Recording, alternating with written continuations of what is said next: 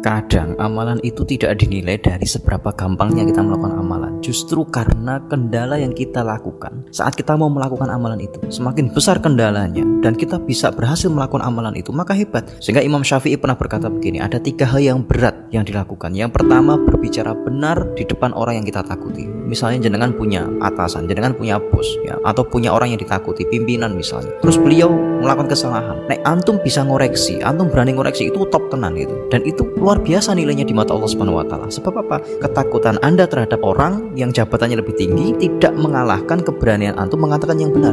Jangan sampai seperti sekarang ini.